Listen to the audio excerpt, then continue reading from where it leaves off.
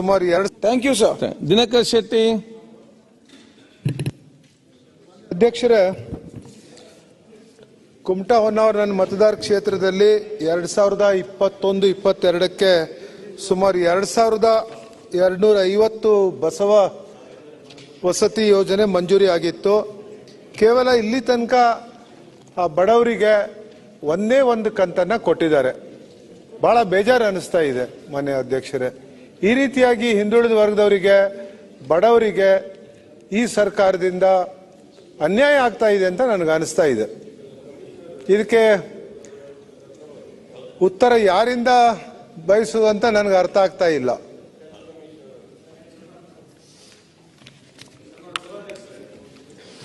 ಸಭಾಧ್ಯಕ್ಷ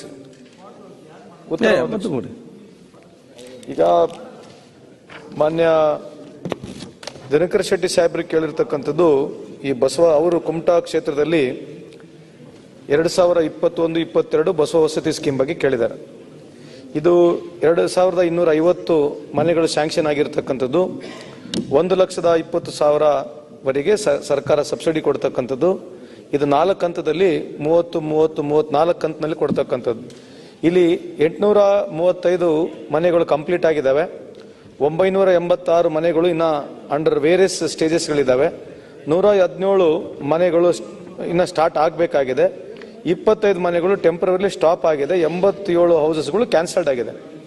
ಇದು total cost of the project ನನ್ನ ಪ್ರಕಾರ ಇರ್ತಕ್ಕಂಥ ಮಾಹಿತಿ ಇರ್ತಕ್ಕಂಥದ್ದು 27 ಕೋಟಿವರೆಗೆ ಆಗ್ತಕ್ಕಂಥ ಇದು ಟೋಟಲ್ ಪ್ರಾಜೆಕ್ಟ್ ಕಾಸ್ಟ್ ನಲ್ಲಿ 21-22ನಲ್ಲಿ ಸ್ಟಾರ್ಟ್ ಆಗಿರ್ತಕ್ಕಂಥದ್ದು. 2022-23ನಲ್ಲಿ 3,76,00,000 ಬಿಡುಗಡೆ ಆಗಿದೆ. 23-24ನಲ್ಲಿ 5.17 ಕೋಟಿ ಬಿಡುಗಡೆ ಆಗಿದೆ. 24-25ನೇ ಸಾಲಿನಲ್ಲಿ 3,07,00,000 ಬಿಡುಗಡೆ ಆಗಿದೆ. ಟೋಟಲ್ ಇಲ್ಲಿವರೆಗೆ ಸಭಾಧ್ಯಕ್ಷರೇ, ಸನ್ಮಾನ್ಯ ಸದಸ್ಯರಿಗೆ ತಮ್ಮ ಮುಖಾಂತರ ಹೇಳಿಕ್ಕೆ ಇಚ್ಛೆ ಬಯಸ್ತೀನಿ, ಸುಮಾರು 12 ಕೋಟಿವರೆಗೆ ದುಡ್ಡು ಬಿಡುಗಡೆ ಆಗಿದೆ. ಆದರೂ ತಮಗೆ ಇನ್ನ based on to the physical report ಸುಮಾರು 443 ಮನೆಗಳಿಗೆ ಇನ್ನ ಮೊದಲನೇ ಇನ್ಸ್ಟಾಲ್ಮೆಂಟ್ ಎಲ್ಲ ಸೇರಿ ಸುಮಾರು 4 ಕೋಟಿವರೆಗೆ, ಅಂದ್ರೆ 3,98,00,000ವರೆಗೆ ಕೊಡಬೇಕಾಗಿದೆ, ರಿಲೀಸ್ ಮಾಡಬೇಕಂತ ನಾವೇ ಹೇಳಿದ್ದೇವೆ. ಇದು ಸಚಿವರಿಗೆ ಮಾತನಾಡಿದ್ದೀನಿ. ನಮ್ಮ ಸರ್ಕಾರ ಬಂದ ನಂತರ ಇಲ್ಲಿವರೆಗೆ ಸುಮಾರು 12 ಕೋಟಿವರೆಗೆ ದುಡ್ಡು ಕೊಟ್ಟಾಗಿದೆ. ಮುಂದೇನು ಇನ್ನೊಂದು ಫೈನಾನ್ಸ್ ಅಪ್ರೂವಲ್ಗೆ ಹೋಗಿರ್ತಕ್ಕಂಥದ್ದು, ಯಾಕಂದ್ರೆ ಈ ಫೈನಾನ್ಸ್ ಅಪ್ರೂವ್ ಆಗುತ್ತೆ ಅಂತ ಹೇಳಿ ನನಗೆ ನಂಬಿಕೆನೂ ಇದೆ. ಸಚಿವರು ಕೂಡ ಮಾತನಾಡ್ತೀನಿ. ಇನ್ನ ಮುಂದೆ ಏನ್ ದುಡ್ಡು ಕೊಡಬೇಕು ಶೀಘ್ರದಲ್ಲಿ ದುಡ್ಡನ್ನು ಬಿಡುಗಡೆ ಮಾಡಿಸ್ತೀವಿ. ಓಕೆ. ಮೊನ್ನೆ ಅಧ್ಯಕ್ಷರೇ, ಬಡವರ ಬಗ್ಗೆ ಸ್ವಲ್ಪ ಕಳಕಳಿ ಇದ್ರೆ ಬಹಳ ಒಳ್ಳೇದು ಅನಿಸ್ತಾ ಇದೆ. ತಾವು ಈಗಷ್ಟೇ ಒಂದು ಕಂತೇನೋ ಬಿಡುಗಡೆ ಮಾಡಿದ್ರೆ ಫಲಾನುಭವಿಗಳಿಗೆ ಇನ್ನೂ ತಲುಪಿಲ್ಲ. ಈಗ ತಲುಪಬಹುದು ನೆಕ್ಸ್ಟ್ ತಾವು ಹೇಳಿದ ಪ್ರಕಾರ. ಈ ರೀತಿಯಾಗಿ 4 ವರ್ಷ ತನಕ ಇಂಥ ಹಿಂದುಳಿದ ವರ್ಗದವರಿಗೆ, ಬಡವರ ಮನೆ ಬಗ್ಗೆನೆ ಅನುದಾನ ಬಿಡುಗಡೆ ಮಾಡ್ಲಿಕ್ಕೆ ಆಗ್ತಾ ಇಲ್ಲ ಅಂತ ಹೇಳಿದ್ರೆ ಈ ಸರ್ಕಾರಕ್ಕೆ ನಾವು ಏನ್ ಹೇಳ್ಬೇಕು ಅಂತಾನೆ ನನ್ಗೆ ಅರ್ಥ ಆಗ್ತಾ ಇಲ್ಲ. ದಯಮಾಡಿ ನೋಡಿ, ನಮ್ಮ ಸ್ನೇಹಿತರು ದಿವಾಳಿ ಸರ್ಕಾರ ಅಂತ ಇದ್ದಾರೆ. ನಾನೇನ್ ಹೇಳಿಕ್ ತಯಾರಿಲ್ಲ. ಒಂದ್ ಹೇಳ್ತೀನಿ, ಅಲ್ಲ ಅವ್ರು ಹೇಳಿರೋದು ಎಲ್ಲರೂ ಮಾತಾಡ್ತೀರಿ. ದಿವಾಳಿ ಸರ್ಕಾರ ಅಂತ ಹೇಳಿದ ಕೂಡ ಎಲ್ಲರೂ ಮಾತಾಡ್ತೀರಾ. ಆದ್ರೆ ವಸ್ತುಸ್ಥಿತಿಯನ್ನ ಮಾನ್ಯ ಅಧ್ಯಕ್ಷರು ಎದುರಿಗಿಟ್ಟಿದ್ದೇನೆ. ಮಾನ್ಯ ಸಚಿವರು ತಾವಲ್ಲ, ಇದಕ್ಕೆ ತಮಗೆ ಸಂಪೂರ್ಣವಾದಂತ ಮಾಹಿತಿ ಇಲ್ಲ. ಮಾನ್ಯ ಸಚಿವರೇ, ದಯವಿಟ್ಟು 2250 ಮನೆ ಕೊಟ್ಟಿದ್ ಯಾವಾಗ? 21. ಅದಕ್ಕೆ ಹೇಳ್ತಿರೋದು 25ನೇ ನೀವು ಮತ್ತೆ ಕೊಡಬೇಕಾಗಿತ್ತು. ಆ ಮನೆಯನ್ನ ಮುಗಿಸಿ. ಅಲ್ಲ ಒಂದ್ ನಿಮಿಷ ಹೇಳ್ತೀನಿ ಶೆಟ್ರೆ. ಈಗ ರಾಜಕೀಯವಾಗಿ ಒಂದೇ ಸಚಿವರು ಮಾತಾಡ್ಲಿ, ಮಾತಾಡೋದು ಬೇಡ. ಒಂದೇ ಸಚಿವರು ಮಾತಾಡ್ಲಿ. ಈಗ ಶೆಟ್ರ್ ಸಾಹೇಬ್ರೆ, ಇದು ರಾಜಕೀಯವಾಗಿ ಮಾತಾಡೋದು ಬೇಡ, ಸರಿಯಾಗಿದೆ. ಎಲ್ಲ ಸರ್ಕಾರಗಳು ಜವಾಬ್ದಾರಿ ಇರ್ತವೆ. ನೀವು ಅಣ್ಣ ಹೇಳಿರ್ತಕ್ಕಂಥದ್ದು ದಿವಾಳಿ ಸರ್ಕಾರ ಹೇಳಿರ್ತಕ್ಕಂಥ ಪದ. ನಾವು ದಿವಾಳಿ ಸರ್ಕಾರ 12 ಕೋಟಿ ಇಲ್ಲಿವರೆಗೆ ಕೊಟ್ಟಿರ್ತಕ್ಕಂಥದ್ದು. 12 ಕೋಟಿ ಕೊಟ್ಟಿಲ್ಲ ಸಚಿವರೇ, 12 ಕೋಟಿ ಕೊಟ್ಟಿಲ್ಲ. ಈಗ ಮೊನ್ನೆ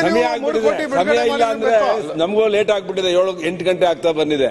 ಇಲ್ಲ ನಾನು ಮಾತಾಡ್ತಾ ಇದ್ದೆ. ನಾನು ಆಲ್ರೆಡಿ ಮನೆಗಳ ಬಗ್ಗೆ ಹೇಳಿದ್ದೇನೆ. 3,25,000 ಮನೆಗಳನ್ನ ನಾವು ಕಟ್ತೇವೆ ಅಂತ ಹೇಳಿ ಹೋದ್ ಬಡ್ಜೆಟ್ ಅಲ್ಲಿ ಹೇಳಿದ್ರಿ.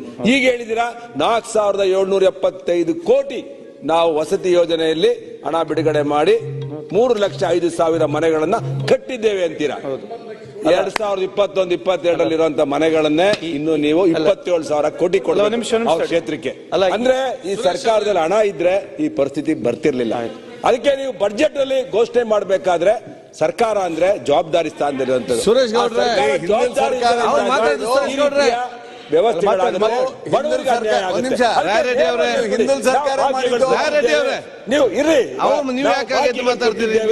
ನಾವು ಮಾತಾಡ್ತಾರೆ.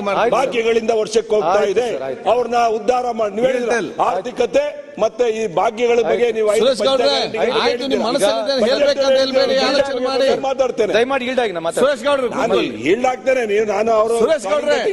ಮನೆ ವಿಷಯ ಬಂದಿದ್ದಕ್ಕೆ ನಾನು ಸುರೇಶ್ ಗೌಡ್ ಅವರೇ, ಅಲ್ಲ, ಈಗ ನಾನು ಸಮರ್ಪಕವಾಗಿ ಮಾತಾಡ್ಬೋದಾಗಿತ್ತು, ಬಟ್ ಈ ವಿಷಯಕ್ಕಷ್ಟೇ ನಾನು ರೆಸ್ಟ್ರಿಕ್ಟ್ ಮಾಡ್ಕೊಳ್ತೀನಿ. ಅಲ್ಲ, ಆಮೇಲೆ ನಾವು ಮಾತಾಡ, ನಮ್ಮ ಸರ್ಕಾರ ಸಮರ್ಪಕವಾಗಿ ಉತ್ತರ ಕೊಡ್ತತೆ. ತಮಗೆ ಏನಂತಂದ್ರೆ ಇಲ್ಲಿ ಶೆಟ್ಟಿ ಸಾಹೇಬ್ರೆ, 2250 ಮನೆಗಳು ಏನು ಸ್ಯಾಂಕ್ಷನ್ ಆಗಿದಾವೆ, ಇದರಲ್ಲಿ ಕೇವಲ 835 ಮನೆ ಮಾತ್ರ ಕಂಪ್ಲೀಟ್ ಆಗಿರತಕ್ಕಂಥದ್ದು. ಅದಕ್ಕೆ ನಮಗೆ ಬೇಕು ಕೊಟ್ಟರು ಫುಲ್ ಮನೆ ಕೊಡಬೇಕಾಗಿದ್ರೆ ನಾವು ಟೋಟಲ್ 27 ಕೋಟಿಯಲ್ಲಿ ನಾವು ಬಂದ ಮೇಲೆ ದುಡ್ಡು ಕೊಡ್ತಕ್ಕಂಥದ್ದು ಪ್ರಾರಂಭ ಆಗಿರ್ತಕ್ಕಂಥ ನಮ್ಮ ಗಮನಕ್ಕಿರಲಿ. I am not trying to take it as a political issue, but ನೀವು ಆ ಥರ ಮಾತನಾಡಿದಕ್ಕೆ ನಾನು ಮಾತನಾಡಬೇಕಾಗಿತ್ತು.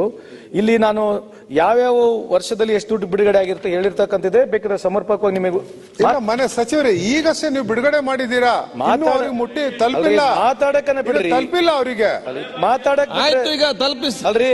ಅಲ್ಲ ಅಧ್ಯಕ್ಷರೇ, ದಿನಕರ್ ಅವರೇ, ಅಲ್ಲ ಅಧ್ಯಕ್ಷರೇ, ಅಲ್ಲ ಅಧ್ಯಕ್ಷರೇ, ಈಗ ಯಾರಿಗೆ ತಲುಪಿಲ್ಲ ಅವ್ರು ಹೇಳ್ಬೇಕಾಗತ್ತೆ. ಯಾಕಂದ್ರೆ ಇದು DBT ಮುಖಾಂತರ ಹೋಗ್ತಕ್ಕಂಥದ್ದು. ಕೂತ್ಕೊಳ್ಳಿ. ಈಗ ಸರ್ಕಾರ ಸುಳ್ಳು ಹೇಳಕ್ ಬರೋದಿಲ್ಲ. ಇಲ್ಲಿ ಸರ್ಕಾರದ ರಿಪೋರ್ಟ್ ನಾನು ಓದ್ತಾ ಇದ್ದೀನಿ, ನೀವು ಇದನ್ನ ಸ್ವಲ್ಪ ಯು ಹ್ಯಾವ್ ಟು ಕನ್ಸಿಡರೇಟ್. ಯಾಕಂದ್ರೆ ಹೇಳ್ತಾ ಇದ್ದೀನಿ ಅಂತಂದ್ರೆ 22, 23 ನಾವೇ ದುಡ್ಡು ಕೊಟ್ಟಿದ್ದೀವಿ, 23, 24 ನಾವೇ ದುಡ್ಡು ಕೊಟ್ಟಿದ್ದೀವಿ, 24, 25 ನಾವೇ ದುಡ್ಡು ಕೊಟ್ಟಿದ್ದೀವಿ. ಪ್ರಾರಂಭ ಆಗಿರ್ತಕ್ಕಂಥ 4 ವರ್ಷದಿಂದ ಇದು.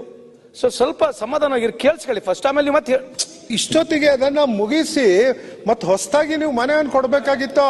ವಾರ್ಷಿಕ ಯೋಜನೆನ ಅಲ್ಲ, ಪಂಚವಾರ್ಷಿಕ ಯೋಜನೆನ 5 ವರ್ಷ ಕಟ್ಟುವಂತ ಮನೆನ 1 ವರ್ಷದಲ್ಲಿ ಮನೆ ಕಟ್ಟೋದಕ್ಕೆ ನೀವು ಮಾತಾಡ್ತೀವಿ. 5 ವರ್ಷ ಗಂಟಲೆ ಕಟ್ಟರೆ ಹೇಗೆ ಅಂತ ಹೇಳಿ. ಸುರೇಶ್ ಕೂತ್ಕೊಳ್ಳಿ.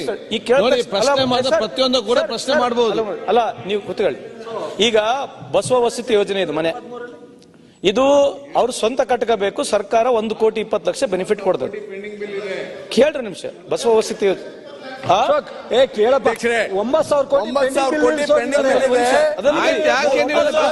ಸರ್ಕಾರ ಬಿಟ್ಟೋಗ್ಬೇಕಾದ್ರೆ ಇವತ್ತು ಪ್ರಜಾವಾಣಿ ಪತ್ರಿಕೆಯಲ್ಲಿ ಹೇಳಿದ್ದಾರೆ 10 ಲಕ್ಷ ಕೋಟಿಯನ್ನ ಸಾಲ ಮಾಡುವ ಅಂತ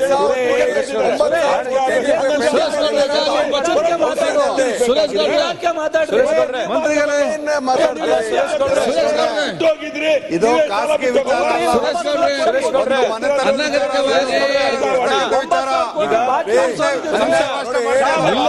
ಅವ್ರು ಯಾಕೆ ಮಾತಾಡ್ತಾರೆ? ಒಬ್ರು ಮಾತಾಡಿ,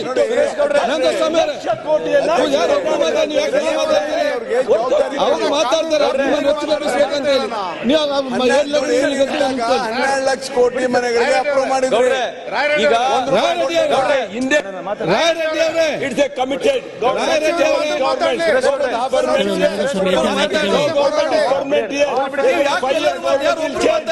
5 ವರ್ಷಕ್ಕೊಮ್ಮೆ ಎಲ್ಲಾ ಸರ್ಕಾರಗಳು ಬದಲಾವಣೆ ಆಗ್ತವೆ. ಸರ್ಕಾರಗಳ ಸಾಲಗಳನ್ನು